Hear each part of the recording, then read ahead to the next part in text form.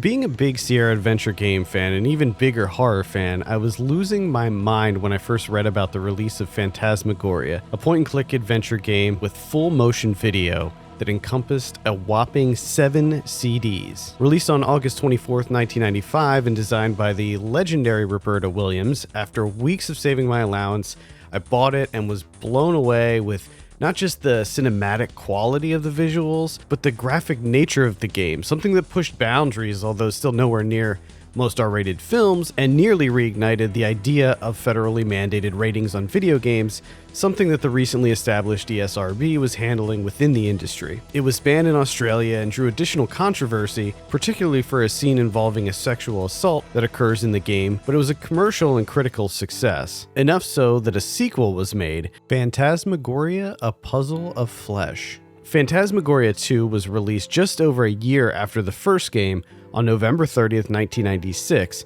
but Roberta Williams was not involved, and it was met with generally negative reviews, mainly due to the illogical puzzles, which I'll be getting to in a moment. Despite loving the first game, I never picked this one up as a kid, and I only recently played it for the first time a couple of years ago when it was on sale on Steam, but I never really played it beyond the first few minutes after I got stuck. With the Halloween season being in full swing, I decided it was time to dive back in and explore this much maligned sequel and see it through to the end, and see if critics in 1996 were right.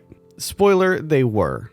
Speaking of spoilers, I'll be going through the entire plot of the game from start to finish, so if you don't want this nearly 14-year-old game ruined for you, then maybe come back after you've played it for a little bit. The game begins with an introduction to our protagonist, Curtis Craig, getting electroshock therapy in an asylum before jumping ahead to a year later when he works as a technical writer at Wintec, a pharmaceutical company his father worked at before his untimely death when Curtis was a child. You start out by doing Curtis's morning routine, checking the mail, talking to your pet rat Blob, looking at yourself in the mirror, admiring the 5 books you own, the usual stuff.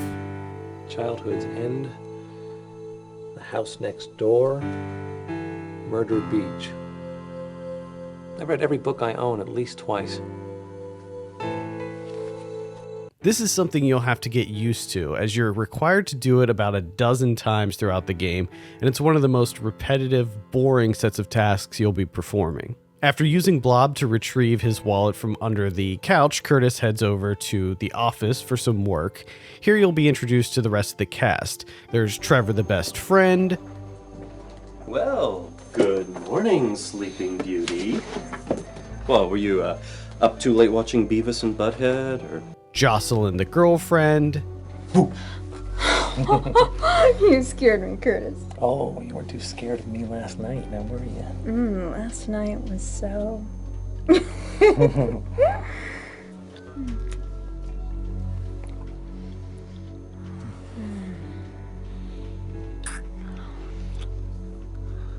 love you.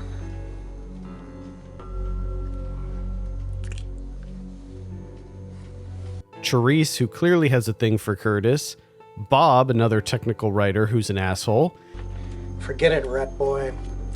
They wouldn't help you anyway. We both know that I'm the one that's gonna get that big promotion, so, piss off. And Tom, the kindly manager. Then there's Paul Allen Warner, the big boss, who has an office with mounted animal heads everywhere, which seems a bit inappropriate for an office environment, especially for a pharmaceutical company. It's here in the first chapter where the first frustrations of the game begin to take shape. You have to constantly jump back and forth between checking your computer, calling your coworkers, going over to their cubicles and talking to them before you can finally leave. The only thing you do aside from talking to everyone and messing around on the computer is you head into the network room and find a mysterious door behind some boxes, but you can't open it yet. You do have to find it though in order to progress the story. After trudging through all of this, you end up at a restaurant called The Dreaming Tree and have some milkshakes with Jocelyn. Then you head back to Curtis's apartment for some intense, super compressed FMV lovemaking.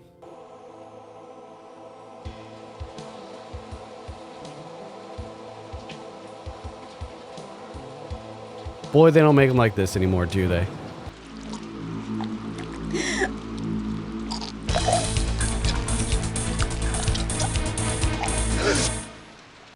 After this, we see asshole Bob get killed by an unknown figure. The next morning, you take Curtis through the routine, and by the way, this conforms to point-and-click adventure game tropes, meaning sometimes you'll have to click things more than once to successfully complete what's necessary to progress. One thing I didn't mention from the previous day is that Curtis is starting to see some weird things as well and is beginning to worry about his sanity. With the advice of Trevor, you call a counselor who is referred to you after getting released from the hospital, and you book an appointment. When Curtis gets to the office, he finds his coworkers looking distraught and is told about Bob's death. The detective working the case interviews him, and after the crew meets at the Dreaming Tree for drinks, Jocelyn gets pissed at Curtis for not paying attention to her, and Therese asks him out on a date, which he accepts. I'll be there at 7. Don't disappoint me. Back at Wintec, Curtis goes into Paul's office and steals a small key out of his desk and takes note of the email being written on the computer, as well as a plaque that says Carpe Diem. This is an ongoing theme for the puzzles in this game, of which there are surprisingly few. Many of these adventure games have you amassing a huge inventory of stuff and consist of the player just trying everything out on all the objects around them, but in Phantasmagoria 2, it too often relies on memorizing words to be used as passwords for various things. It just adds to the boredom of the gameplay, especially because there's so little guidance as to where you should be using these things. I found myself taking pictures of things on my phone because I had a feeling it might come into play later. So you take Curtis back to the network room and you use the key to unlock the tiny door, and after another hallucination, he finds an old toolbox. Get away from me, you! You what? You monster? Well, I'm not the monster, Curtis.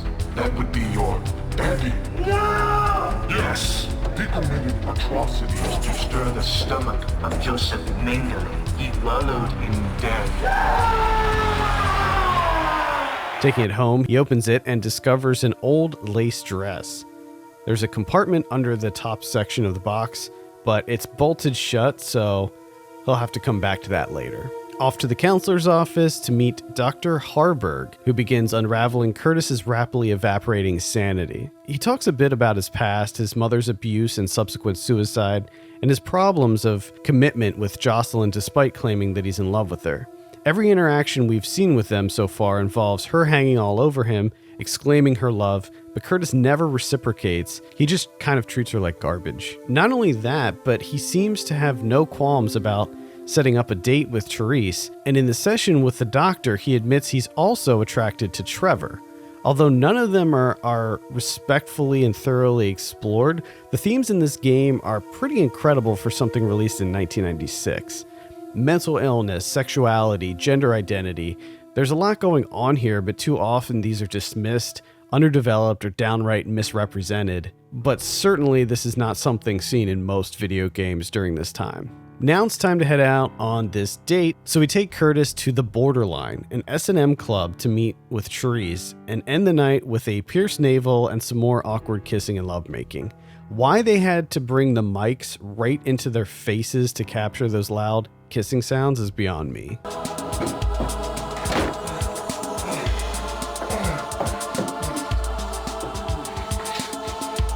Unfortunately, Tom is the next one to bite the dust right before he sends off an email exposing Paul for creating a dangerous workplace.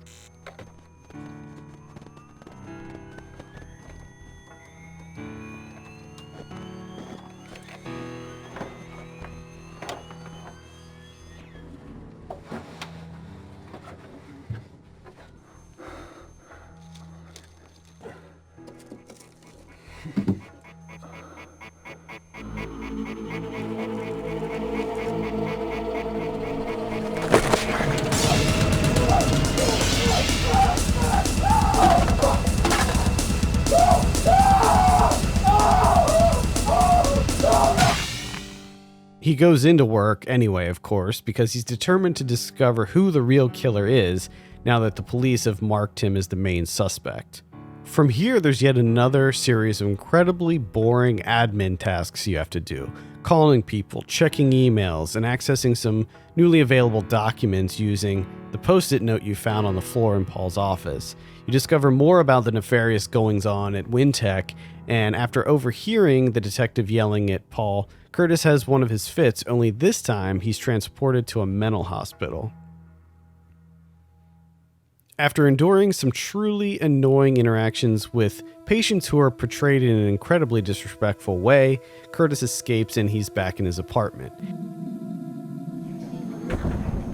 Happy birthday, baby!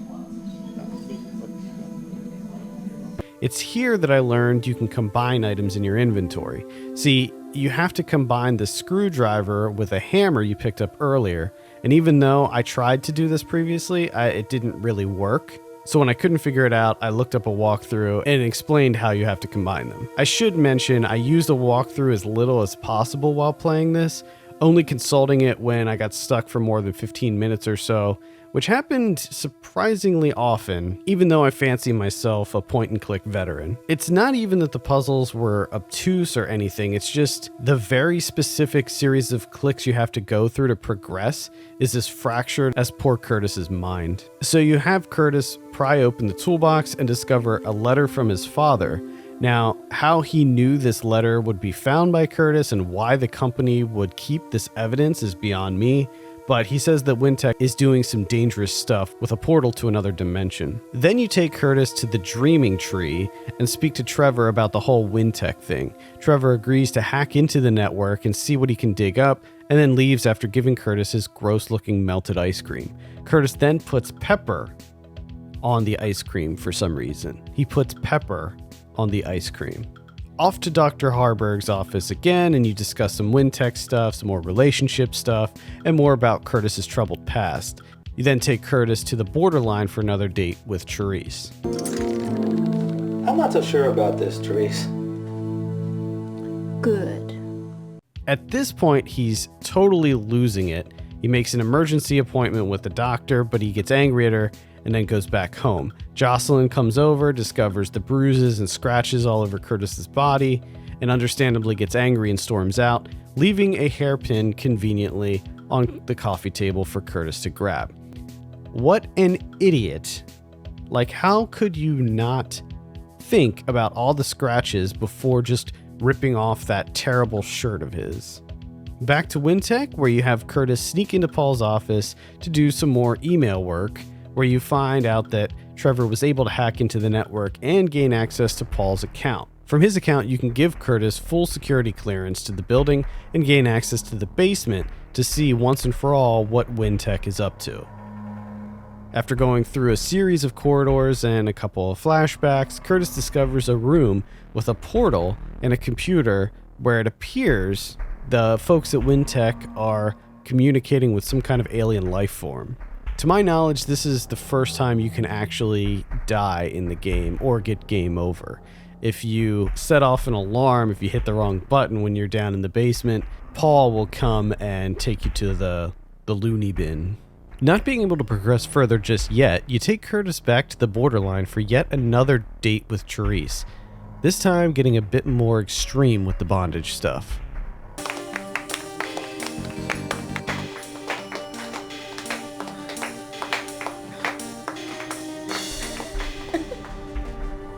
The next morning, Curtis finds the detective is at his apartment and tells him that Therese was killed last night, which decidedly pushes him even further to the edge.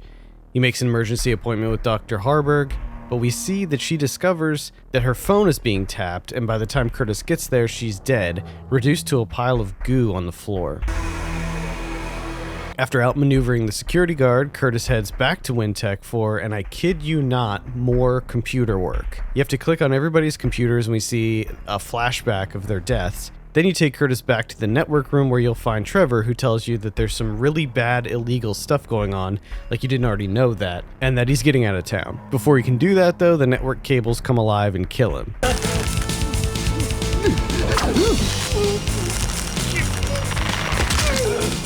Curtis takes Trevor's ID card, which he brings with him back down to the basement and uses it to unlock the room with the portal. Warner comes down and tells you about how you're not actually the real Curtis Craig, and that years ago he threw the real Curtis into the portal and the aliens popped out a clone.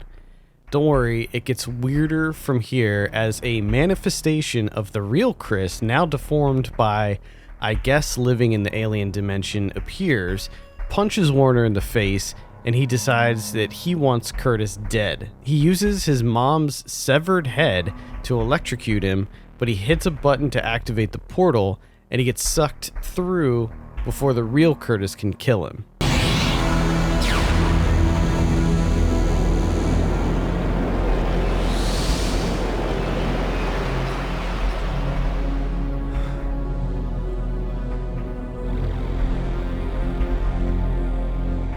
Now, Curtis is in the alien dimension and needs to figure out a way home.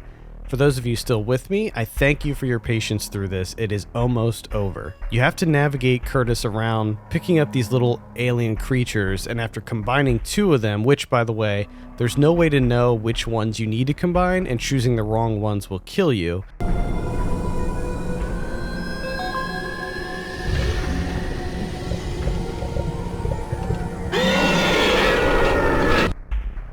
You make it through this lightning wall thing and confront your real self.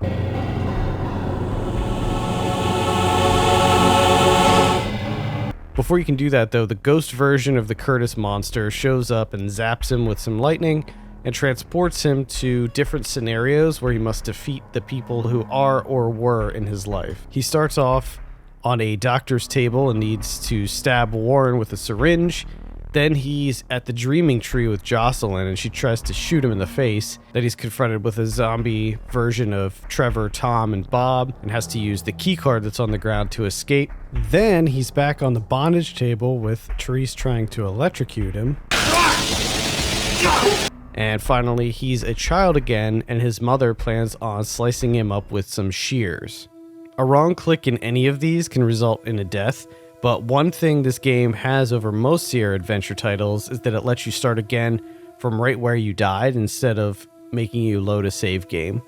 This is a small quality of life improvement, but definitely a welcome one for people like me who notoriously forget to save regularly. Another small improvement that I should mention is how you navigate around. While it can be confusing where you're going, an additional click skips over the animation and just shoots you straight to the destination. This came in handy big time in a section I'll talk about in a minute. After Curtis conquers his inner demons, he causes the Spectre version of the monster to disappear, and he finally puts an end to the real Curtis's suffering by ripping off this mask thing he has on. Now, with the enemy defeated, you have to get Curtis back out of this godforsaken dimension, and to do that, we have to get through some puzzle solving. First, we have to use the various creatures and the goo laying around the area to begin repairs on the gate to open the portal, and then after that's done, we have to turn the thing on. The first 2 times I attempted this, the game crashed, which is why the instant travel mechanic came in handy. Like I said, I'm notoriously bad at saving, so the first time it crashed, I had a lot to redo. Fortunately, I remembered where to go, and it only set me back maybe 10 or 15 minutes. I saved before attempting the puzzle the second time it crashed, and after that, I just went straight to the walkthrough to make sure I did the steps in order. This is one of the most unintuitive puzzles I think I've ever seen. Just look at this. Some of the items are obvious, like how to connect the wires, but the rest seems like it's pure trial and error. Here's a quick rundown of how to beat it. Attach the wires by using the guides on the left and bottom. Click once on the knob with the small red arrow. Click on the round lens with an opening in it until the opening is at approximately the 10 o'clock position. Click on the spigot right above the round lens. Click on the round lens until the opening is at approximately the 3 o'clock position. Click on the spigot above the round lens to charge the ray. Click on the knob with the small red arrow. Click on the triangle until the red dot is in the lower right. Click on the ray to shoot the light through the red dot. Click on the triangle until the yellow dot is in the lower right. Click on the ray to shoot the light through the yellow dot. Click on the triangle until the blue dot is in the lower right. Click on the ray to shoot the light through the blue dot. Click on the red, yellow, and blue toggles in that order. Click on the triangle until the red dot is in the lower right. Click on the ray to shoot the light through the red dot. Click on the triangle until the yellow dot is in the lower right. Click on the ray to shoot the light through the yellow dot. Click on the triangle until the blue dot is in the lower right. Click on the ray to shoot the light through the blue dot. With the portal now open, you send Chris back through and find Jocelyn waiting for you on the other end. How she knew to not only go into Wintec at all, but to make her way down to the restricted basement area, who knows? But from here you have a choice to make that determines which ending you get. You can have Curtis stay in this reality and live as a human with Jocelyn. You're not gonna regret this, Curtis. I promise.